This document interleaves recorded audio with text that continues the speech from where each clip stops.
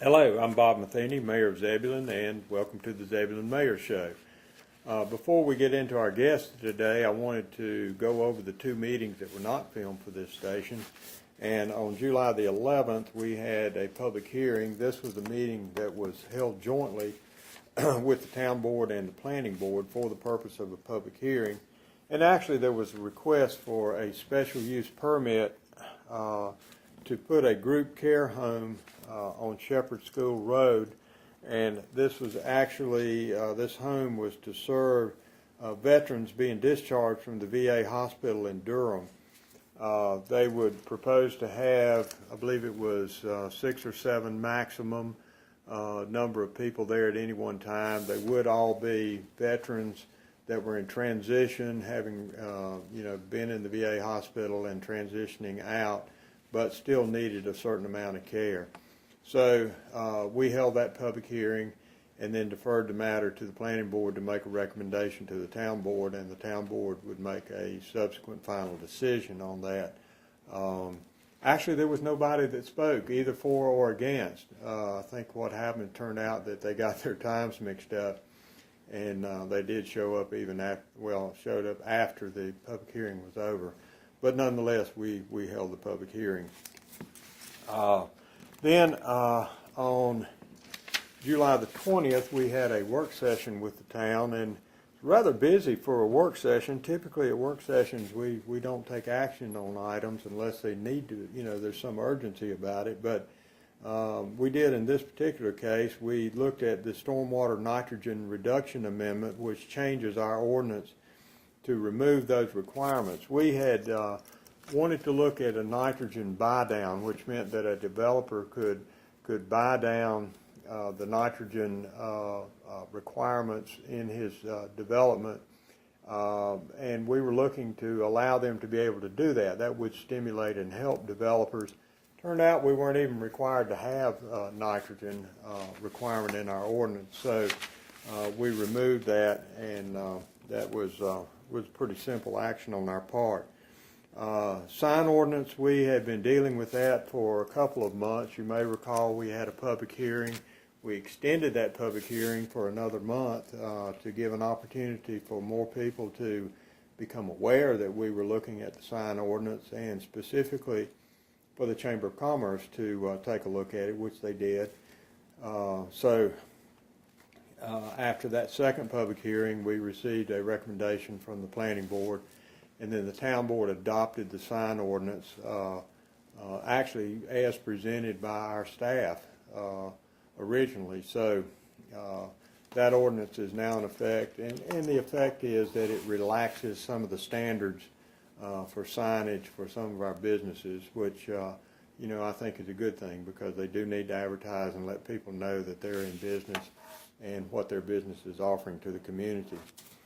Then we had several actions with Public Works. Basically, they pretty much all centered around the Boys and Girls Club.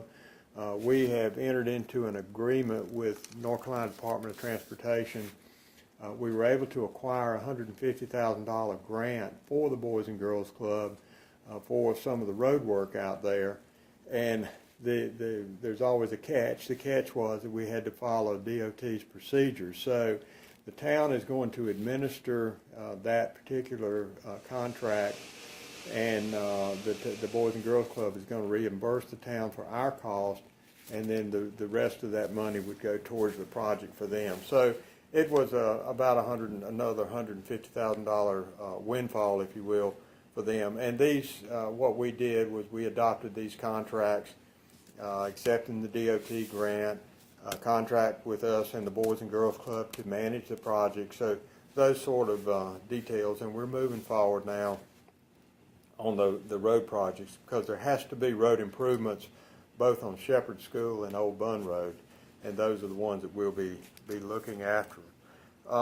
Then we went on to finance, and what we're looking to do is to refinance some bonds that we have for water and sewer projects, and because the rates are very favorable in today's market. So That's what we're looking to do. It ends up and saves the town over the life of the bonds of around, we're estimating $50,000. So we discussed that and approved a resolution to proceed with that.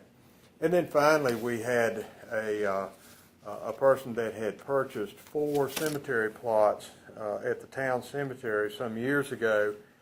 They had a young child that passed away, and they were able to bury the child in one of the plots, but during the course of doing that, they discovered that there was rock there. So they explored further and found out that the other 3 plots that they had were really unusable. And what they wanted to do was to swap those or figure a solution. We suggested that they just simply trade them for 3 usable plots. They said that was fine. They were happy to do that. We had to get approval of the board to allow that swap, because as you may or may not be aware, we actually sell those plots and they are deeded to the person. It's not really a perpetual care type cemetery. In any event, the board approved it, and that's what we're going to do, is let them acquire 3 usable plots. Well, we'll take the 3 with rock under them. Somebody comes along and wants to put a mausoleum, we can sell those for mausoleums, but not for underground burial. So pretty cut and dried, simple solution to their problem. That was the work session for that evening. And again, it was a little bit unusual in that, we had some actions that where we normally don't take those actions in the work session. We saved those for the regular meeting. We're going to do a little shifting around here, and I'm going to bring Chris Ray, our Public Works Director, on board, and we're going to talk about some things that I hope will be of interest to you. So while it might take us a few minutes, to you it's only going to look like a few seconds. We'll be right back. Okay, welcome back. Joining me now is Chris Ray, our Public Works Director. Chris, glad to have you. Thank you for having me here today, sir. We're going to talk about several things, hopefully information that's useful to you. And first is solid waste. We've had a few changes in what we have available in solid waste collection and recycling. But, first of all, let's just start off with who picks up the solid waste in Zebulon? We are currently under contract with Waste Industry to pick up our trash and recycling. That is scheduled to be picked up weekly for all residential customers. We've been with Waste Industries for over 10 years. They have been doing us a good job for us, and we look forward to continue working with them. And I believe they pick up on Mondays and Tuesdays. Yeah, typically we have 2 pickup days in Zebulon, Monday and Tuesday. On Monday it's the Wakefield community, Pineview, Weavers Pond, Arundel Avenue, and all the streets to the east of Arundel Avenue. Tuesday is Wedgwood, Whitley Manor, Braemar, and all the streets to the west of Arundel Avenue. So trash is picked up on Mondays and Tuesday. If for some reason your trash gets missed, don't hesitate to call Public Works at our office at 269-5285. We can schedule for them to come back and pick that trash up for you. But please call immediately. They are in the area on Wednesday, and we can easily get them to come back by there and take care of that for you. I think, do they come in on Wednesday for the dumpsters? Is that my understanding is they're doing other residential neighborhoods outside the Zebulon area okay. and stuff. I see. Okay. Well, they contract for both the solid, or what we call trash, and recycling as well, I believe. So let's talk about recycling. I know that I did a show for this station, probably been a year, maybe longer. Time flies when you're having fun. But, anyway, I did one a while back on what you could recycle. Let's talk about now what you really can recycle today. Well, the list is growing every day without a doubt. Clearly, the typical things that you can still recycle is newspaper, glass, which is be the brown, the green, or the clear. We also do aluminum and steel cans. Your number 1 products, which are your high-density polyethylene products, which typically are your milk jugs and your fabric softener jugs. You also the number 2 products, which are your plastic soda bottles. We also are now recently, in the last year, been able to pick up additional 3, 4, and 5 products, which are your other plastics, your medical bottles, your grocery supermarket shopping bags. You can now recycle those. We can do cardboard, office paper, your junk mail. Clearly, we all get plenty of junk mail. catalogs, magazines, phone books. We can also do your cereal and food boxes. So those are items that can be recycled. So we got a fairly long list of items that can be recycled, and as markets develop, there'll be other items that hopefully we'll be able to add to the recyclables list. I think a lot of people didn't understand why they couldn't recycle certain items, and you touched on it. It's market driven. Mm-hmm. The recycler has to have somewhere to turn around and sell that product once they've isolated it in their facility. And if they don't have a market for it, they have to take it to the landfill. You know, that's why, and they do what's known as single stream sorting, which means that the people stand there and sort through the materials, and so we don't have to separate them here, you know, at the pickup point. But Chris, you mentioned number 1 product, 2 product, 3 product. I made this little doodad here to show people. I still get asked. I'll say, well, look at it. Is it a 1 or 3 or 5 or whatever? And they say, what are you talking about? Yeah. So if they'll look on the bottom, you might want to explain how this works, but if they'll look on the bottom of the item, they'll see the symbol. Yes, sir. If you look on the bottom of the item, whether it's a medicine bottle or a soda bottle, you'll see the triangle symbol here, and if it has items 1 through 5 on it, it is recyclable, and we encourage you to put it in your recycling cart. And if they're like me, they probably have to put their glasses on to see some of it. But again, you look for this symbol, and it's not in color. No, I mean, you know, it's just whatever the color of the plastic is. And so typically it's embossed in, and it'll have a 1, 2, 3, 4, or 5. And if that's the case, you can put it in and, Yes, sir. And recycle it. But anyway, look for the Look for the triangle. Look for the triangle and the number in it. I know I looked at one last night. I think it was I couldn't really read it. I could tell if it was a 6 or an 8, so I knew it was not. It didn't Yes, sir. fit the category. There are some plastics out there, like you say, 6 through 8, that are marked, but as I mentioned earlier, there's no market for those plastics yet. Hopefully, 6 will come on board in the next year. Some of the talk we're hearing is, and 6 is typically your microwave containers where, you know, warm up food and stuff. That is a number 6 plastic, and hopefully the market will evolve and we will be able to add that to our list. Well, and things have changed, and obviously when I filmed that show, 1s and 2s were all you could do. The grocery bags, the plastic bags, you could carry those back to the grocery, but you couldn't put them in our recycling. So that's a couple of things that have changed. Is there a website where they can go? Yes, sir. If they log on to the town's website and go to the Public Works Department, we have a full list of items that are recyclable. Just for a reminder, if you want to just call the Public Works Department, we have a flyer that we can send out to you just as a reminder if you want to put it on your refrigerator. So we can all do our part in recycling. Well, how about the things that you can't recycle and that you really shouldn't throw in the trash? It shouldn't throw in the trash. A couple of the items we get a lot of questions on regarding recycling is pizza boxes. Well, you can't recycle a pizza box because of the food and oil that is on that. Napkins are the same way. And then, of course, the microwave containers we just talked about. Those are probably the main 3 items that currently cannot go in our recycling carts.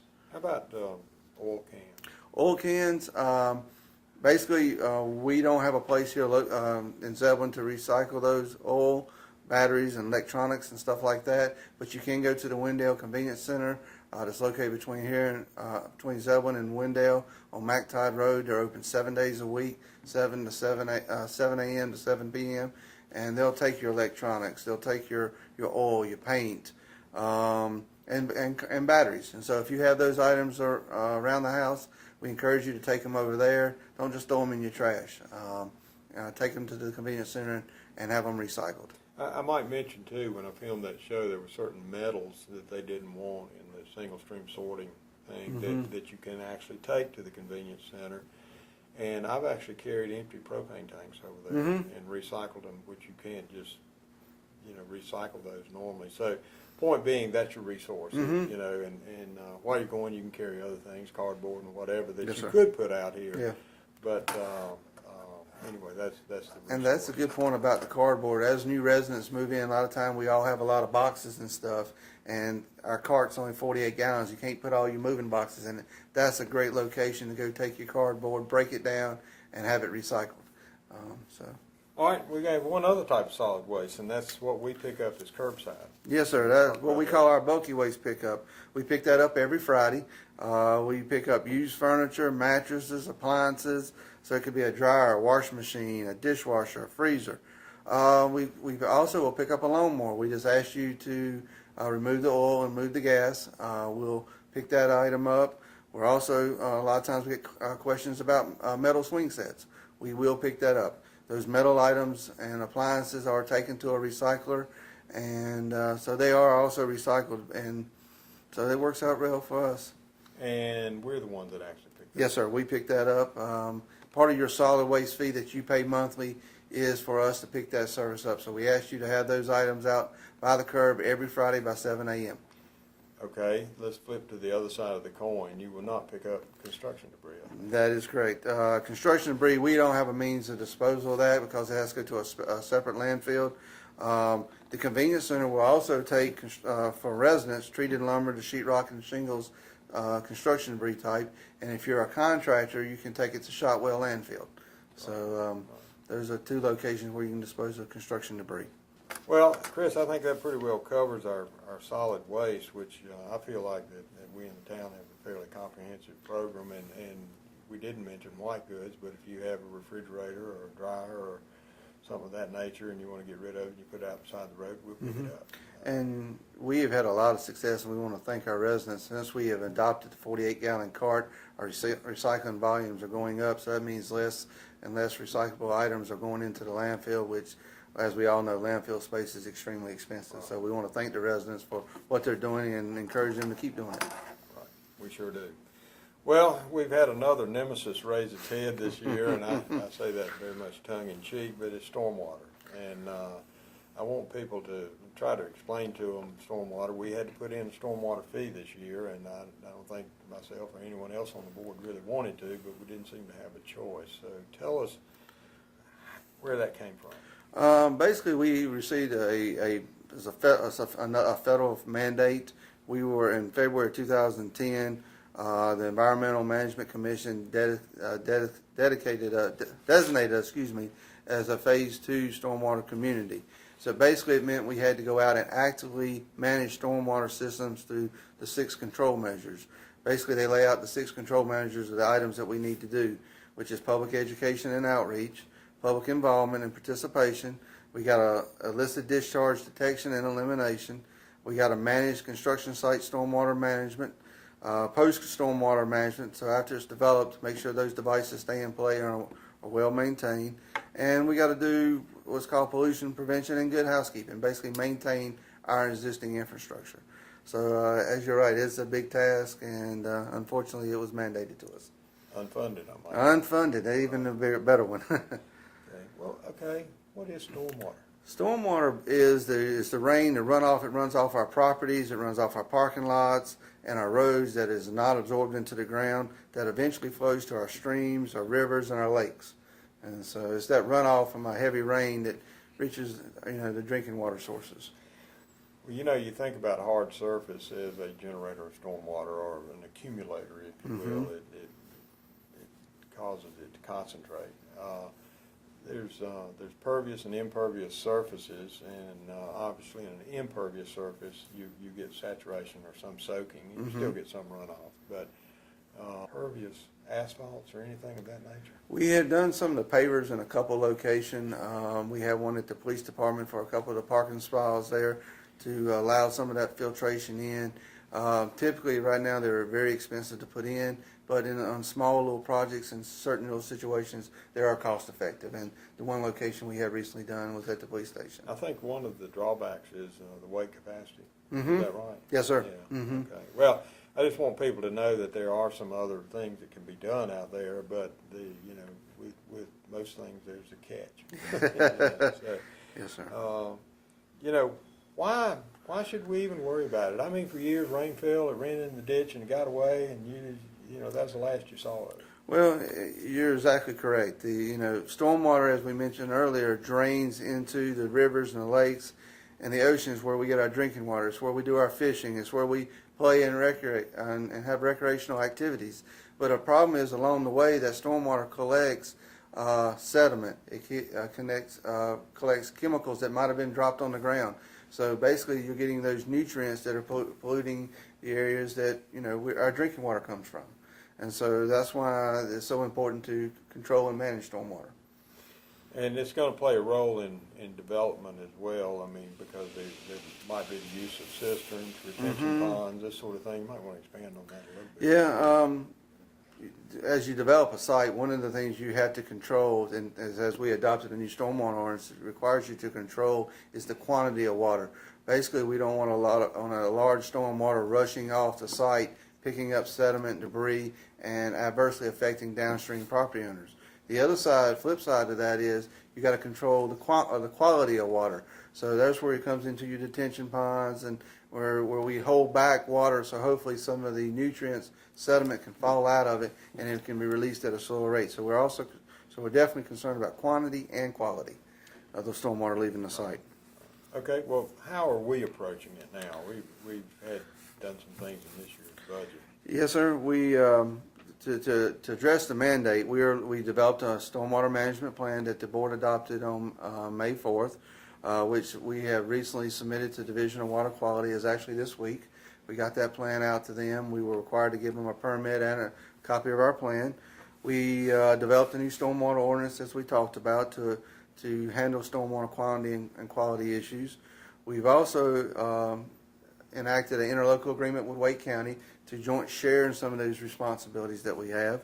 And then through our budget process, we're making an investment in people and equipment to clean the system, to do the public education, and try to eliminate the illicit discharge. So basically take 4 major steps to try to address these requirements. And we created a position, I forgot the title. Yeah, we actually promoted one of our existing employees, Mr. Tony Rose, to our stormwater superintendent. We encourage you to give him a call if you got any questions about stormwater or you have an issue with stormwater. We can come out there, take a look at it. Tony's a wealth of information. We can get you additional information. So we're here to serve you. Call Tony at our office at 269-5285. He'll be glad to answer any questions or either why. Yes. Well, Chris, the homeowner that has a house out here, does this have any particular effect on them? And I know that they have to pay the stormwater fee that we implemented this year, but beyond that. Typically, from a homeowner standpoint, you're right. The stormwater fee is the biggest part that has upon it. We're also wanting them to be our eyes and ears. If something doesn't look right with stormwater, or they see somebody illegally dumping something, give us a call. We want to know that information so we can get out there and take the right corrective actions. We can educate another homeowner or someone that is illegally dumping. So they're the eyes and the ears for us out there regarding stormwater, because we can't be everywhere. Right. Our fee is $2. $2.24 per month. Per month, and right now it is only billed to utility customers, because that was the only vehicle we had to get the bill out. That may change in the future, because anybody that's not connected or vacant lots or whatever, they're actually contributing to stormwater, but they're not helping pay for it right now because we don't have a method to bill them. Yes, basically, the $2.24 fee is paying for operation and maintenance costs, and then the personnel and capital costs are paying through the general fund, which is supported by our taxes. So, like you say, a property owner that's got a vacant lot that might not have a water service, active water services, they're still paying a portion to the stormwater program. Well, you sort of touched on how they could help. Let's talk about how what we can hopefully get from volunteers. Yes, sir. There's a couple things that we're trying, an initiative in our first year of our stormwater program is to do a litter sweep. We're also are looking for volunteers to help us with a storm draining stenciling program. We've already tentatively got one set up for September 9th. So if anybody wants to volunteer, please call Tony or myself at Public Works. And basically we go out and stencil the storm drain or an area very similar in front of it near the storm drain device. It basically reminds people that this stormwater drains to Little River. And so we'll be going out and stenciling those storm drain devices in the hope to promote awareness. Right. Keep people from dumping in them, right? Absolutely, sir. Yeah. Well, let's top it off with Tot Lot. I mean, we just finished that and wrapped it up, and I want people to go down there and take a look at it. We are really excited about the Tot Lot, how it turned out. With the help of a Wake County CDBG grant, we were able to receive funding in approximately $276,000 to build the new restrooms, to build a new playground area. We also did a little stream beautification project, and it is really a very interactive and fun playground area, and we had nothing but very positive comments, and we encourage you, if you have small children, to go there. They will thoroughly enjoy it. Be sure that everybody understands that's down at Community Park. Park, If they've yes, never sure. been to it, but as you go in Community Park, it's on your left. Inside, that's very right. obvious to see it. But we had, I was really amazed at the turnout we had for the ribbon Oh, yeah.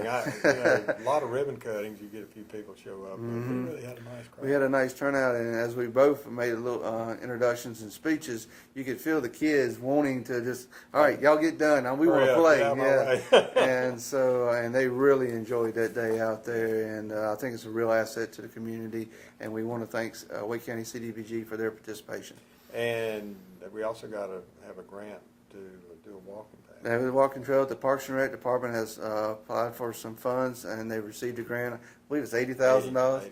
to do some walking trail improvements along the park. So I'm sure Greg will be working on those, and it'll be a nice enhancement to the park. And we'll talk about that here later. I'll probably talk to Greg about it Mhm. when the time comes. But just, gives folks an overview of a lot going on. There's a lot going on, Yeah. absolutely. Right. Okay. Anything else, Chris? Yes, sir. That's it. Just staying busy, and if people have questions about Public Works Services, don't hesitate to call us. We'll come see you. We'll talk on the phone. We'll get you the information you need, and we're here to serve you. Okay. Thank you very much. Thank you, sir. Appreciate what you and your department do for the town, and I appreciate your time today. I hope that folks have found this useful. Always call us. You're welcome to call me. A lot of times, I'm going to defer to these people, but nonetheless, I'm happy to talk to you, as are they. So give us a call, and hope you have a nice month.